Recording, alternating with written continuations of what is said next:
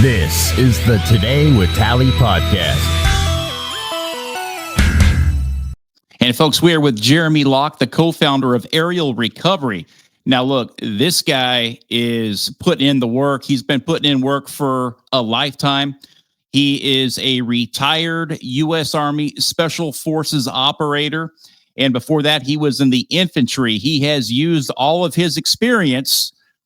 Now, he searches and he helps rescue folks that are victims of sex trafficking, not only here in the United States, but around the globe. Jeremy, welcome to the show. Yeah, thank you very much for having me on again. I appreciate it. Yes, sir. Now, sex trafficking is a very big deal here in Houston, Texas. Mm-hmm. And look, I'm a father. I'm a protector. I can't drill it in my kids' heads enough how vulnerable children are, even in nice neighborhoods, say in Houston, Texas. We got a big problem here. What are some tips and some techniques that you can teach your kids and to give them the knowledge on what to look out for if they're at the mall or if they're out with some friends bowling or something like that, if they're being, preyed upon by some really bad actors?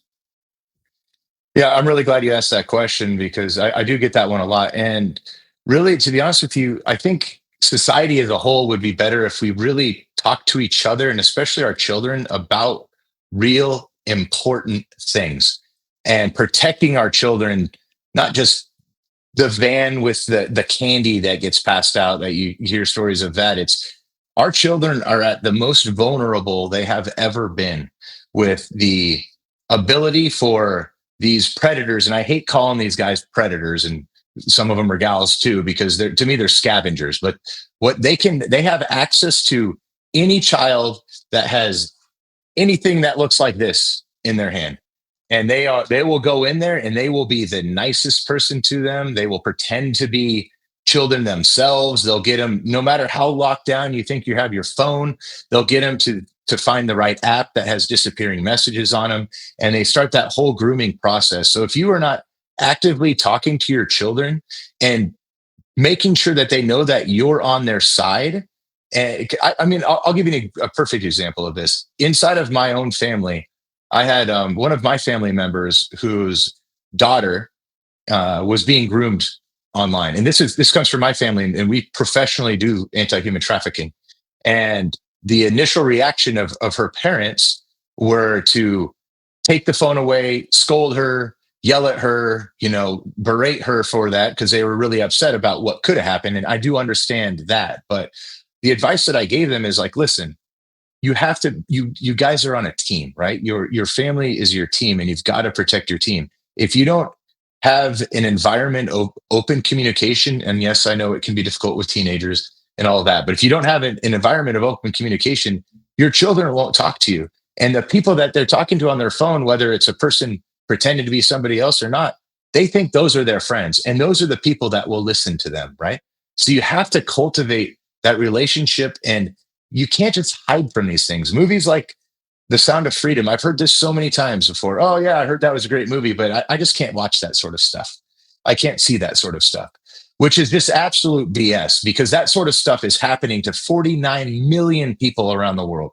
150, and some say now $240 billion a year industry, the number 2 largest criminal enterprise in the world. This stuff is everywhere. And it is in the United States. The United States is the number 1 consumer of child sexual abuse material. Our porous and open border that was going on before our current administration, all of those immigrants that are coming in, who else do you think is coming in with them? We're currently working right now to help find the nearly 300,000 unaccompanied minors that are missing inside of our country. I'm not saying all of them went to trafficking, but who knows where they went, because that's where the money is. A drug is something that you can buy a certain amount of it, sell it, and it can be used a few times, right? And then you have to replace it. A human being can be used for years, over and over and over. And I don't even want to give the statistic, the amount of times these children and young women and men get abused a day. It's unbelievable. And those kids, you want to know something they all have in common? They all have parents. And I'll let you know, they're not all from outside of the United States. The United States is where the money is. We're the greatest, largest, most powerful nation in the world. We have the biggest economy. The demand is here. And then what I also see outside of the US is Americans, Westerners traveling outside of the United States to abuse children outside the United States too, which is just, it's disgusting. But my biggest advice I give people is to talk about things that are important and do your best to have an open line of communication with your children so they will tell you about these things, and just let them know they're not going to get in trouble. We have to find these bad guys that want to hurt you and your friends. Like, let's do this together. We're on the same team. Let's get more into the preventative side of things, especially say, elementary school, middle school, high school. They're all vulnerable of being preyed upon. Mm-hmm. Say they go to the mall and they're doing everything right. Like you said, they're checking in with mom and dad. They think they're having a great time when perhaps they could have some bad eyes on them. What is the steps that do happen when, or what's the engagement look like when you have a sexual predator or a trafficker, a professional trafficker that is trying to bring these girls back to where he's at to put them to work, essentially, for them? Like, what does that look like? I mean, you've got to protect him as much as you can. And you kind of have two categories, right? You have these abusers, the pedophiles, we'll put them in there. They want to be called minor attracted people, which is what's getting wrong with our society right now. These are pedophiles. These are people that abuse children. It's not a child's choice to be, they're not sexually mature enough to make those decisions. We have to protect them. And when our society starts leaning a certain way with these different agendas where we are accepting of everything, there has to be a line drawn. So you pay attention to the way that you're voting, first of all, and protect the parents' rights. No school, no government, none of that should have an authority over your kid unless you are freaking a bad parent. That's it. So be a good parent and have authority over them, because these predators, they will be just as if you like anything in this world, right? Like if you are an athlete growing up and maybe you don't make it as a baseball or basketball star, so you go into broadcast because you love being around the sport, right? That's a profession you're going to choose because it's something you love. These people that are pedophiles they're sick. So where do you think they want to work? They want to work as school bus drivers. They want to work as teachers. They want to work as pastors. They want to work in places that they have access to what they love. In this case, love to abuse. You have to be very, very careful, because chances are your child is already in contact with a child predator. You just don't know it. They just have to be a hard target. Someone that predator knows, because they are scavengers, man. When an actual person comes around, they're going to flee away like a little friggin' rat. That's what they're going to do. So they have to know that this child has an engaged family that is looking out for them. And there will be repercussions if I try to mess with this child, because they are smart, because they want to continue to abuse. So they find the most vulnerable and they will prey upon them. They'll try to groom them to make them fall in love with them, get confused. They'll try to disassociate, separate them from their family so they get a dependency on this person. They're very good at the way they do it. There's even a textbook out there for pedophilia, how to groom children. There's even a book out there on how to do it, which is unbelievable. So you have to create those hard targets. And then with human trafficking, it's a little bit different, because that's essentially kidnapping a child. And once they're gone, I mean, most cases they're gone. You spoke of Houston. That is a very prevalent state for human trafficking. And it's, right there in Texas. It's a border state. It's got a lot of main avenues of approach, large highways, a lot of traffic that runs through there. And these children, they'll get put in just as you would with anything. They'll get smuggled in the backs of trucks. They'll get taken places, maneuvered around. They'll get put on drugs, addicted to drugs, and they're off and they're gone. And many times you won't ever see them again. So, I mean, you just have to make them hard targets is the best thing you can really do. You were mentioning, we had a massive SOAR in our southern border, 4 years of nothing but just plain insanity. We had close to 20 million unvetted, unchecked illegal aliens poured across our border, and a lot of them were children. Now, how do you, and they're ghosts. These children are ghosts. They have no identity. They have no driver's license. Who knows who's bringing them across? They're scared. They say, yeah, that's my Tio or my Padre, my Madre, whatever it may be, or from whatever country that they're coming in from, whatever language. But hey, look, here's the turnstile. You're free to move about the country. And that started a lot of operations. How do you locate and identify these children who have been taken here against their own will and find where they're at and actually rescue them legally? So it's in the United States, it's the most difficult place to do active rescues. We, just as we would with disaster relief, we'll come alongside and we'll assist governmental organizations that have those authorities. And a lot of times they just they don't have the budgets for it, or they've got it's just a stack of cases that they can't get all the way through. They don't have enough investigators, or these investigators.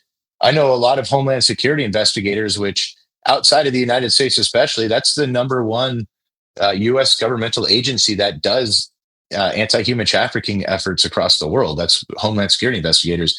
And these investigators were pulled off of their job during the Biden administration to basically escort these unaccompanied minors and these immigrants that came across the border illegally because of the policies. They're enforcing the bad policies. We can only hold on to them for 72 hours before, and they would just have to go drop them off on a corner somewhere with no accountability. When you really start looking into this stuff and starting to partner with the current administration, we met with the Office of Refugee Resettlement, which is now been tasked by the Trump administration to find these children, and looking at the miscommunication, whether that's intentional or non-intentional, between the different agencies and Customs and Border Patrol, the nonprofits that get involved and help moving these kids around. Like, there's no communication before there, and you'll find an address that had 15 of these unaccompanied minors all delivered to the same address. How can that be legitimate? It's not legitimate, we have to safeguard. And if our bad policies allow for all these people to come into our country, we have a responsibility to safeguard them. Unfortunately, we really do. And if safeguarding is getting them, identifying, make sure they're healthy and getting them back out of the country so they can try to come in legally, that's a great way to do it. But our border policies need to be for the defense of our country, because it's not just immigrants that are coming in.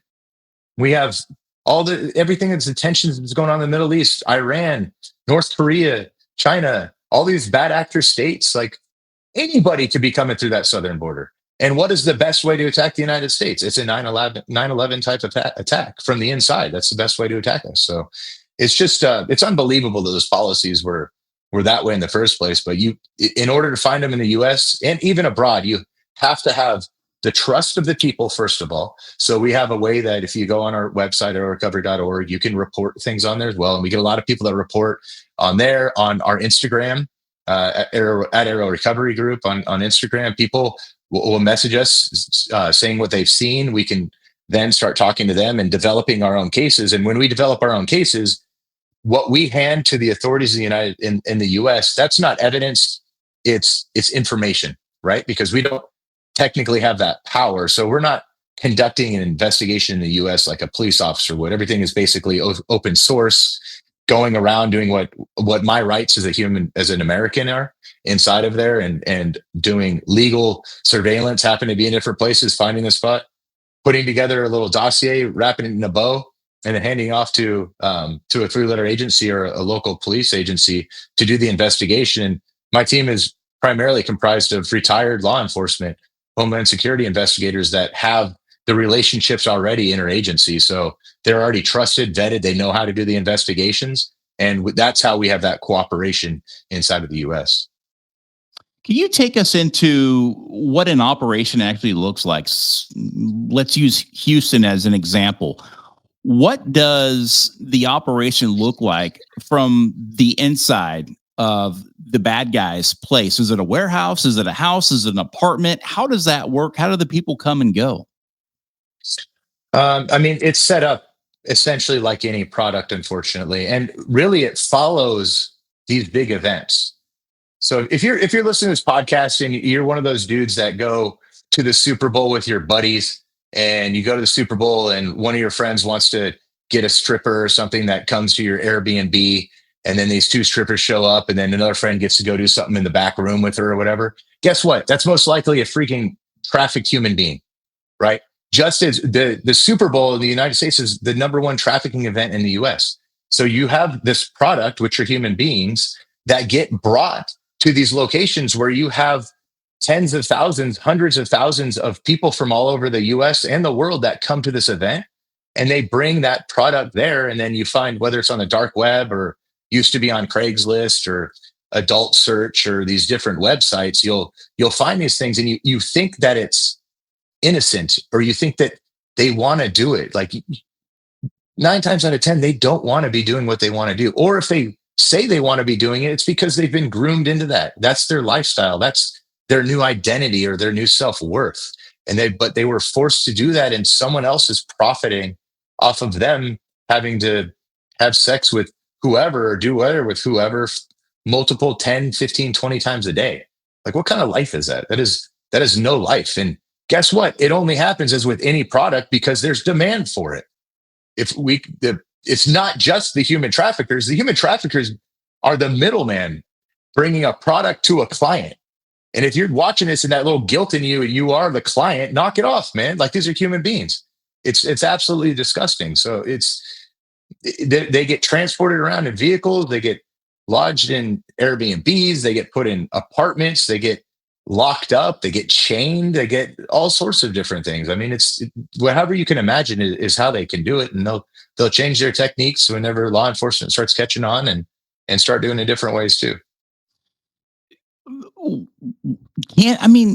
Like you were just saying, you painted a good picture there using the Super Bowl as an example.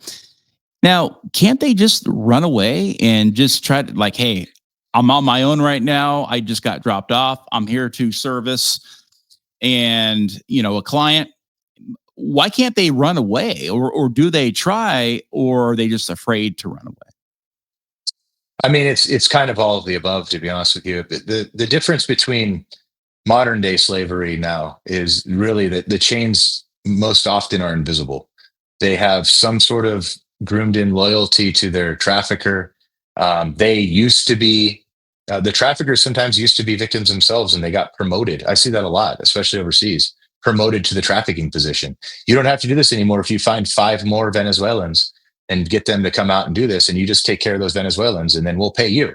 So it's a whole build up, like almost terrible multi-level marketing scheme, like the worst one you could ever see. You get promoted up and find more people underneath you and bring that up. And but it's really that grooms, and then getting put on drugs a lot of times is a really prevalent technique that they use, and just get them addicted where, I was an alcoholic. So, I mean, I wanted alcohol more than anything many times, especially I wasn't feeling good, but I've never been addicted to drugs. And, when you're addicted to a substance like that, you don't really care what you're doing to get to your next fix. And that's what they'll do. So that they use a lot of different techniques like that to make them dependent on their trafficker, or make them think that they're not really being trafficked. Right.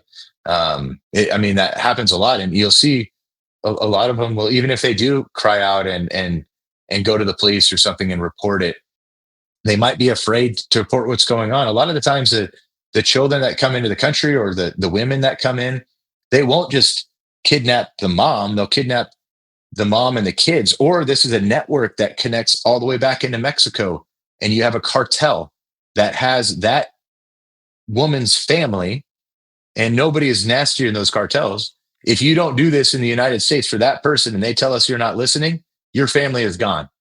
We will kill every single member of your family. So there are lots of different ways that they coerce, trick, groom these women and men and kids into performing what they want them to do. Are most Americans naive to what's going on in this country? I think so. I think most Americans are naive, but I also think what's fed to most Americans is not really the truth of what's going on. You don't see the amount of people that go missing. It's just not what the media talks about, and it's really unfortunate because if there's a danger, if you're not really into finding out about human trafficking, you're not really going to hear about it. You might see a sign in the bathroom at the airport or something, but everybody just really kind of ignores that until it happens to someone that they know or it happens to you. But the statistic, the amount of people that are involved in it is insane. That's why I really am the advocate of like find your own truths and protect your family from what can happen to them. And I mean, statistically, I want to say it's like 1 in every 4 women experience sexual abuse when they're grown, but before they're 18 years old. Or like you're very likely to be abused sexually, and if you don't have that environment, like I talked about before, where you can report something, even if it was a family member or a pastor or something like that, you have already ingrained an identity in yourself as a child that just takes and strips your self-esteem away. It strips your safety away. And then as you get older, it makes it more likely for you to get involved in this sort of lifestyle because your sense of self-worth has already been degraded and you don't feel like anybody's going to protect you anyways. And then that you're going to be more likely to become, be in prostitution or anything like that. And someone is controlling you. If you are in prostitution and someone is a pimp for you, they're trafficking you. That's just as simple as it is. And it really, I feel bad for them, man. Like it's super complex how it goes down and how it happens, but it's something that we can all learn about. If you go on Homeland HSI's website, there's a lot of great things on there to learn about human trafficking. There's a trafficking in persons report that the State Department puts out every year. You can find different countries that you go to where trafficking is very prevalent.